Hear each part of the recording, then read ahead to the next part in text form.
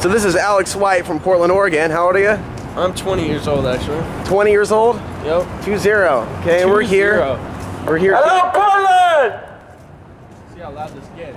Okay. Portland! Time to wake up, Portland! It's 6 o'clock in the PM, but it's time to wake up. What are we waking up to? We're waking up to the globalist agenda. Watch out for Obama as well as Bush. They're both the same. Raise your hand if you like Obama. Raise your hand. You liked him in the election? Raise your hand. You raised your hand, sir. Why do you like Obama? He lowered gas prices. You hear that, guys? Obama lowered gas prices! Here now! Obama lowered them! Go get gas! Buy it! Buy it all! Buy the gas up! Obama lowered the gas prices! The gas prices are down! Go fill your gigs! Fill your gas tanks up before the prices go up when Obama gets out of office! Hey, how about this one? We're standing here where the FBI staged that whole terror scare to get us in the Portland Joint Task Force, the FBI-led Joint Task Force. The terrorists, you guys like Obama? Do you hate the Muslims? Oh, yeah. I was here. You were here? Yeah, I was here. Do you see all the FBI dudes who were the ones who made that bomb, just like they did in 1993 with the World Trade Center with Ahmad Salam? The FBI informants and the DA had them build the bomb. To frighten the people into submission. No, yeah, just to accepting the police state, the cameras, the uniformed officers, Secret Service, the Stasi, the new SS. How about you, sir? You like Obama? Old justification for the new American police state. Because he cares for the people. He cares for the people? Who? What people? What do you mean, what people? What people? We don't even have to use this here. All right. What people? I like your cigar. What people does Obama care for? Think of all the different presidents that we've had in the last. Okay. Yeah, let's think of them. 10 terms. Which ones have not been funded by multinational corporations and big global? Exactly. Okay, so that means he's good. That means he's for the people. Who are you gonna put in there? This is my brief PSA to the people of Portland, Oregon. I want you to pay a very close attention to what's going on in the papers with the FBI-led Joint Task Force and what took place here several months ago at Pioneer Courthouse Square. Now, when the FBI teaches a guy how to make a bomb in Lincoln County, when the FBI comes to Portland and teaches a guy how to explode something, it raises the question, why is this being done in Portland, Oregon? Why do we have black helicopters run by the Navy Special Warfare Unit flying over our city? Why did Top Off 4 take place here in 2007, run by the CIA, run by Homeland Security? This is not freedom. This is not sovereignty, this is tyranny, and we've seen this tyrannical force before in human history. So I come here with a warning to the people of Portland. You need to ask more of Mayor Sam Adams. You need to ask more of Salzman. You need to ask more from Randy Leonard, because these guys know a few things that they're not telling you. These guys know a few things that the FBI, the Portland police, others know a little bit about. But they're not talking about these things in the news. They're simply talking about terrorism. Be afraid. It's not a matter of if, but when. That's fear-mongering. That's terrorizing the people of Portland. So pay attention to what's going down and start to ask a lot more of your local city officials, of your police chief. Start to ask more from your government. Stop submitting to government and what they're asking of you. Because it's coming down to your tax dollars. It's coming down to our infrastructure. It's coming down to our sovereignty. And we are against the criminality of both the Democrats and the Republicans because their domestic financial decisions that they're making could jeopardize in the bankruptcy of this country. Across the street, this lady's trying to say something. Why should we do anything? Doing things is hard. We don't want to resist the government. Doing things is hard, she says. I like her. Why should we give up and we can just go along with it and watch our TV, go to work, and get our little smart cards. Right? You know, why not? What's your name? Chelsea. Nice to meet you. Nice to meet you, Chelsea. Are you from Portland? No. Did you hear about that event that took place a couple months ago over there? The guy trying to bomb the tree? So the news report says. Well, they coaxed him into it for like a year and a half. Portland! It's a Monday night. I see everyone standing around. You just get off work, enjoy the music, not the system. Wake up. Wake up. Wake up.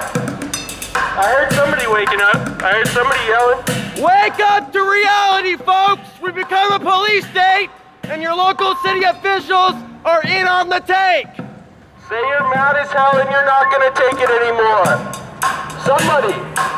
We're aware as hell, and we're not gonna believe the lies anymore. I'm mad as hell and I'm not gonna take it anymore. We have a second to that motion. Generally different, unique, and trend-setting. With all the talent that lives here, all the artists, all the musicians, all the independent minds, all the independent voices. How is Portland going to make a difference in the future to set an example for the rest of the country? Much less sustain and maintain our freedoms, but start setting an example of the way things should be. People running for city council, people trying to make a difference, people believing in themselves. That magic, that fire, that spark, knowing that we will prevail against those systems of control. That this is the year we realize our dreams. This is the year we really create the change that we want to see on the local level, on the state level, on the national level, on the global level. There is a growing resistance to tyranny and evil that is growing by the day. It's an organic revolution and resistance to all the forms of darkness and control that seek to dominate and enslave our people.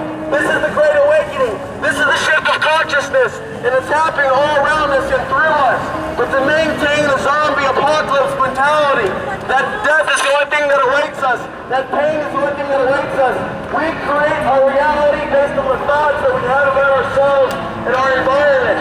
So we have to start changing the way we view ourselves and realize we're more powerful than we might ever imagine. And once that critical mass takes off globally, the systems of control will come tumbling down. But not until that day comes that we realize we are powerful and we do affect our reality. Even if we're sleepwalking through reality, we're still affecting our reality. We are still the masters of our own destiny. You got little change in number things, I appreciate it. Yeah, man. Hey, you think you have to take this? Me down, go with my There's going to be more shows. That's all I got. Everybody has a say. Everybody has a voice. Even if you have nothing and there's nothing in your pocket, there are so many ways you can make a difference, but it first starts with a belief. That is step one.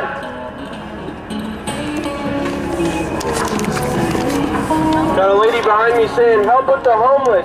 Why do we think we have so much homeless? Why do you think we have so much homeless in Portland? Get ready for the big wave of homeless. Get ready for because of what's been done. Homeless tenfold. If you think that we have people like this man right here struggling tonight to stay warm, to stay hungry, to stay elated with any kind of happiness whatsoever, you think that we have a lot of these types of people here in Portland now.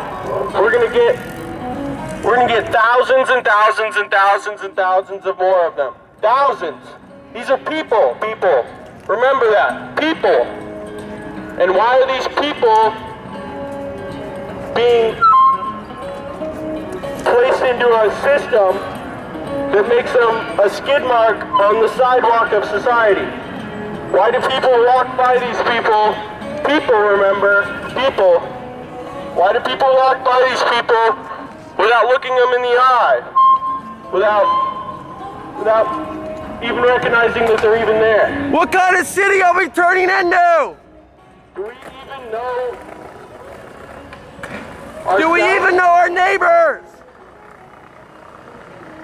Let's speak out to what we need to speak out about. Let's talk about how Obama is the same as Bush. Let's talk about how there's more troops in Afghanistan and Iraq. You want to talk? Now, under Obama. It's time to shop. Yeah, it's time to shop. You want to talk about reality? Who are you to talk about reality? Yeah. Who am I to question this system, this reality, this funk that we're all in, this excess, this time continuum, we're all slave to the watch and the watchers. What are we doing? The ultimate epiphany. The ultimate epiphany. The light bulb above the head. is the realization that it's not a buzzkill to face reality and fight for the weak, to rage against the genocide taking place, that it fulfills the soul. It feeds the soul. It's chicken soup for the soul. To stand against evil, to stand against those parts of the system that are corrupt. It feels so good to do the right thing and speak out for those that don't have a voice. It's not a buzzkill. It is uplifting. It is wholesome. It is enriching. And this is the great revelation. To avoid a violent revolution, we must incite a revelation about the truth, about who we are. This is where the magic comes from, people realizing that we're on the same page.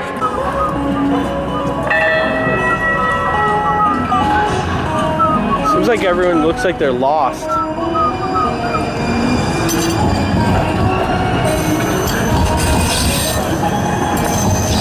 We're here to help those people that feel lost, because we're not lost. We know where we are. We know the coordinates. We know the latitude, longitude of where we are, not just physically, but where we are economically as a nation. There's no confusion, but the light is there. The light is bright and the light is strong. And we see the way outside this cage. That which controls the government has to be addressed in order for us to have change within our society, within our nation, within our state, within our cities, within our neighborhoods. Let's go down that way. But the message is still getting out there. Silence is acceptance. Total acceptance. It's like co-signing what's taking place. I'm okay with it. It's okay. It's showing weakness. It shows weakness to not speak up against these things taking place. When they see that weakness, they seek to exploit that weakness. And they pour it on. We do not follow the system, sir. Mindful resistance, and things are shifting, things are changing.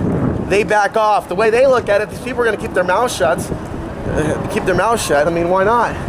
Put on the clamp down. So they see us as fuel. This is exactly where I got those tickets. All right. Yeah, right here.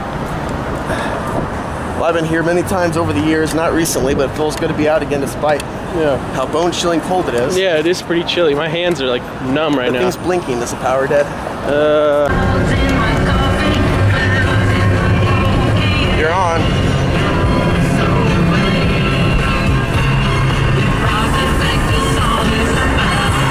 You're so vain!